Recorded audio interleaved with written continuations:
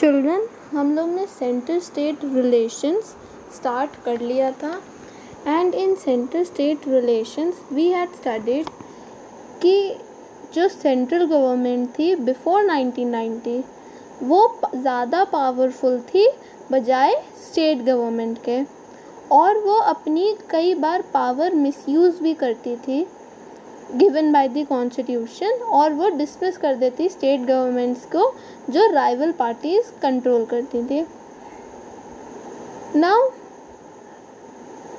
पहले तो जो सेंट्रल गवर्नमेंट थी वही उसी पार्टी के लोग लीडर्स स्टेट गवर्नमेंट में थे, बट जैसे जैसे टाइम आगे बढ़ा जो स्टेट गवर्नमेंट है वो डिफरेंट पार्टी की बनने लग गई, तो सेंट्रल गवर्नमेंट डिसमिस कर देती थी उसको। और ये क्या करता था, ये जो स्पिरिट है फेडरलिज्म की उसको कम कर देता था, उसको अंडरमाइन कर देता था। Now all this change significantly after 1990। अब ये सब चीज़ें 1990 के बाद बदल गई because in this period rise of regional political parties in many states of the country. So जब राइज होगा रीजनल पॉलिटिकल पार्टीज़ का, तो जो सेंट्रल है again central and the state governments different हो जाएंगी बिकॉज रीजनल पॉलिटिकल पार्टीज़ बन रही थी, उस रीजन की पॉलिटिकल पार्टी बन रही थी। तो अब इससे हो क्या रहा था, इससे कोएलिशन गवर्नमेंट की फॉर्मेशंस भी बढ़ रही थी। And as I have discussed, what is a coalition government? A government formed by coming together of at least two political parties. मतलब अगर दो या दो से ज़्यादा political parties साथ में मिलके इलेक्शन लड़ेंगी तो उसको हम बोलते हैं coalition government। और वो ऐसी क्यों है, क्योंकि उनको लगता है कि वो अकेले नहीं जीत पाएंगी, अगर किसी के साथ में जाएंगी कोएलेट कर लेंगी अपने आप को तो वो उनके जीतने के चांसेस बढ़ जाएंगे। So, in the era of coalition governments, अब कोई सिंगल मेजॉरिटी तो लोकसभा एक सिंगल पार्टी तो को क्लियर मेजॉरिटी नहीं मिलती थी लोकसभा में जाने के लिए, तो कई सारी पार्टीज़ ने कोएलिशन गवर्नमेंट बनाई। और अब ये क्या कर रहा था, इसमें अब कुछ रीजनल पार्टीज़ भी इंक्लूडेड थी गवर्नमेंट में। तो अब पावर शेयरिंग तो हो ही रही थी इससे क्या हो रहा था, इससे new culture of power sharing और रिस्पेक्ट भी बन रही थी स्टेट गवर्नमेंट्स के बीच में, क्योंकि कई स्टेट गवर्नमेंट्स भी कोएलिशन गवर्नमेंट का हिस्सा थी। और ये ट्रेंड कोएलिशन गवर्नमेंट का सपोर्ट कैसे हुआ, सपोर्ट ये ऐसे हुआ क्योंकि सुप्रीम कोर्ट ने एक जजमेंट निकाला जिसमें it would be difficult for the central governments to dismiss state governments in an arbitrary manner. Okay, so this was the major judgment. And children, as I have pointed out, कई लोगों ने जो मैंने पहले question दिया था that what major judgment changed led to a new culture of power sharing, तो उसमें बच्चों ने यहीं से ही लिखना चालू कर दिया था दिस लेड टू अ। अब this led to a what led to a, answer में तो आपके पास बुक नहीं है ना जिससे आप रेफ़र कर सको, तो आंसर आपको वही लिखना पड़ेगा जो इंडिविजुअल स्टैंड आउट करे। अगर आप उसमें कोएलिशन गवर्नमेंट मेंशन कर रहे हो तब तो ठीक है, that coalition government led to a new culture of power sharing. Now if you see this cartoon, इसमें है this cartoon is actually very nice. जब सेंट्रल गवर्नमेंट के पास वो थी पावर्स ज़्यादा थी, तो जो स्टेट गवर्नमेंट्स थे, जो स्टेट गवर्नमेंट के लीडर्स थे वो एज बेगर्स दिखाए गए हैं, क्योंकि वो मांग रहे हैं किससे, इनसे सेंट्रल गवर्नमेंट से। ओके, और ये जो है वो पावर्स दे रहे हैं स्टेट्स को। And the second cartoon as you can see, ये जो गद्दी है उसकी जो बनी है उसमें काफ़ी सारे पॉलिटिकल पार्टीज़ के सिम्बल्स हैं। Okay, so the leader of political party, the leader of the coalition government, ये it is very soaked in sweat. Why? Because उसके पास ये टेंशन है कि वो सबको संभाल के कैसे चले. ठीक है, बिकॉज अब डिफरेंट पार्टीज़ हैं तो लड़ाई झगड़ा और साथ में चलना इज़ वेरी डिफ़िकल्ट. और कोएलिशन गवर्नमेंट में उसको यही करना है. ठीक है. सो thus federal power sharing is more effective today than it was in the early years after constitution came into force. तो अब जो फेडरल पावर शेयरिंग है वो ज़्यादा इफ़ेक्टिव है बजाय पहले सालों में जब कॉन्स्टिट्यूशन आई थी, केम इनटू फोर्स. सो अब आप जब एक चैप्टर या जैसे एक ये हुआ तो आप अपने आप से क्वेश्चंस पूछो कि कैसे क्वेश्चंस बन सकते हैं. Okay, for your exam, main exams I am talking about now. और क्या क्या आप उसका आंसर्स लिख सकते हो, कौन कौन से पॉइंट्स इंक्लूड कर सकते हो जिससे आपको ज़्यादा मार्क्स मिलें. नाउ यू कैन, अब जैसे ये है, federal power sharing is more effective today than it was in the early years after constitution came into force. Why so? Because of the same two reasons that coalition government बनने लग गई थी और उसने एक नया कल्चर स्टार्ट करा था ऑफ पावर शेयरिंग. देन पहले सेंट्रल गवर्नमेंट क्या कर सकती थी, वो डिसमिस कर सकती थी स्टेट गवर्नमेंट्स को किसी भी आर्बिट्री मैनर में, पर सुप्रीम कोर्ट के जजमेंट के बाद वो ऐसा नहीं कर सकती थी. सो because of these reasons federal power sharing ज़्यादा इफ़ेक्टिव है आज के टाइम पे, ना कि जब पहले थी, मतलब after the in the early years after constitution came into force. I hope that I am very clear till here, and if you guys have any doubt you can ask. Okay,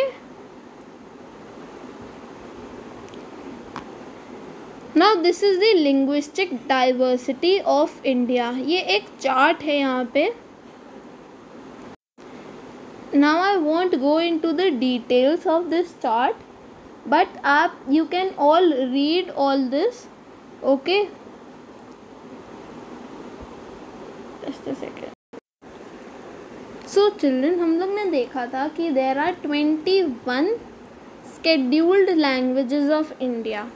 तो अब इसमें वही 21 languages दी हुई हैं, and according to a survey in 2001 ये मतलब numbers हैं that कि कितने लोग की mother tongue the following language is. Now as you can see, जो सबसे ज़्यादा परसेंटेज है that is of Hindi. Okay, that is 41% approximately. Now उसके बाद I can see Telugu over here जिसकी 7.1% है. तो हम देख रहे हैं कि ज़्यादा लोग तो हिंदी ही बोलते हैं, और मतलब बस मेरे को Bengali is the most spoken language, that is 8.11%. सो अब मैं देख रही हूँ कि यार बंगाली भी 8% है, कहाँ 41%. बट अगर आप देखो तो कितनी सारी लैंग्वेजेस हैं, there are so many languages.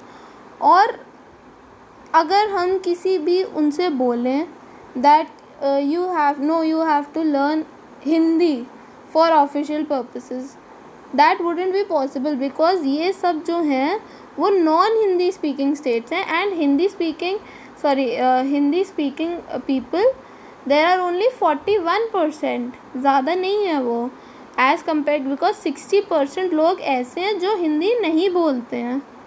Okay, now like अब ऐसे इसमें कैसी सारी लैंग्वेजेस हैं जो there are new, like Maithili, then Bodo, Dogri, okay, then Konkani.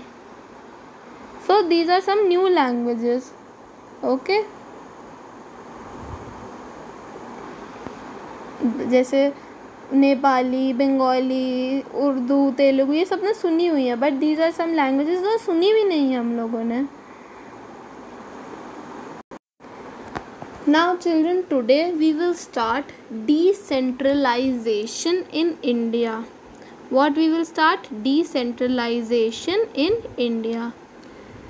We noted above that federal governments have 2 or more tiers of government. अभी हमने नोट करा कि जो फेडरल गवर्नमेंट है उसमें 2 या उससे ज़्यादा लेवल्स या टायर्स हैं गवर्नमेंट के. We have so far discussed the 2 tiers of government in our country. और अभी तक हमने लाइक सेंट्रल स्टेट रिलेशंस में पढ़ा कि हमने मतलब डिस्कस करा है सिर्फ 2 टायर्स गवर्नमेंट के. But a vast country like India can not run only through these 2 tyres. अब एक इतनी बड़ी कंट्री के लिए सिर्फ 2 टायर्स या 2 लेवल्स ऑफ गवर्नमेंट फुलफिल नहीं करेंगे पर्पस. ठीक है, वो इतनी बड़ी कंट्री सिर्फ 2 लेवल्स ऑफ गवर्नमेंट से नहीं चल सकती है. States in India are as large as independent countries in Europe. जो हमारी कंट्री में स्टेट्स का साइज़ है उतनी बड़ी तो कंट्रीज़ हैं यूरोप की. In terms of population Uttar Pradesh is bigger than Russia. Okay, so अगर पॉपुलेशन के टर्म्स में बात करी जाए तो सिर्फ उत्तर प्रदेश की जो पॉपुलेशन है that is bigger than Russia. Okay, जो जिसकी सबसे बड़ी कंट्री है इन दी वर्ल्ड उससे भी बड़ी है भाई उत्तर प्रदेश की population. Then Maharashtra is as big as Germany. और महाराष्ट्र कितना बड़ा है? जर्मनी के मुकाबले उतना बड़ा है. Many of these states are internally very diverse. और जो हमारी स्टेट्स हैं वो इंटरनली बहुत ज़्यादा डाइवर्स हैं. There is thus a need for power sharing within these states. तो अब यहाँ पे भी स्टेट्स में अब हमने डिस्कस करा ये जो कंट्रीज़ हैं लाइक महाराष्ट्र का साइज जर्मनी से भी जितना है and Uttar Pradesh is like bigger than Russia in these terms of population. So अब ये जो states हैं वो बहुत ज़्यादा diverse हैं इंटरनली भी देखा जाए तो, क्योंकि इतनी बड़ी बड़ी states हैं और इतने ज़्यादा लोग हैं. Now there is thus a need for power sharing within these states. और power sharing की ज़रूरत है इन states के अंदर. Federal power sharing in India needs another tier of government. और federal power इंडिया में देखा जाए, फेडरल पावर शेयरिंग इंडिया में देखा जाए तो उसको एक और टायर चाहिए गवर्नमेंट का below that of the state governments और स्टेट गवर्नमेंट्स के नीचे. This is the rational for decentralisation of power. और ये ज़रूरी है फॉर डिसेंट्रलाइजेशन करा जाए पावर का, मतलब सेंट्रलाइज ना करा जाए पावर को. Thus resulted a third tier of government called the local government. So which is the third tier of government in India? That is the local government. Now when power is taken away from the center and the state governments and given to local government, it is called decentralization. मतलब कहीं पे इकट्ठा ना हो power, उसको बांट दिया जाए. तो मतलब सेंट्रलाइज्ड ना करा जाए, उसको बांट दिया जाए. तो ये क्या कर रहा है हम लोग क्या कर रहे हैं? Decentralisation. Okay, so what is decentralisation? when power is taken away from the center and state governments and given to the local governments, it is called decentralization.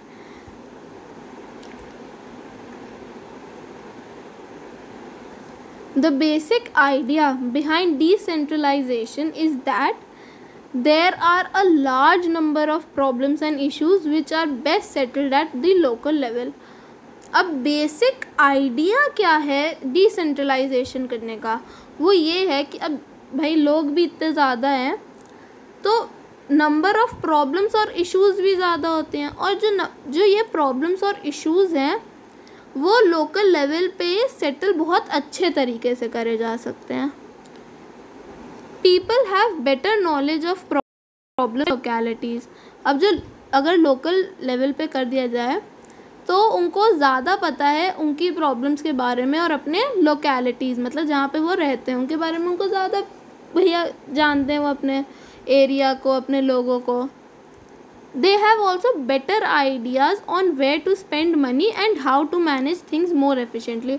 और उनके पास आइडियाज़ भी बेहतर होते हैं कि कैसे पैसे खर्च करा जाए, कहाँ पैसे खर्च करे जाए, और हर चीज़ को मैनेज कैसे करा जाए। Besides, at the local level, it is possible for the people to directly participate in decision making। और local level का ये advantage है कि जो लोग हैं वो directly participate कर सकते हैं decision making में। This helps to include a habit of democratic participation।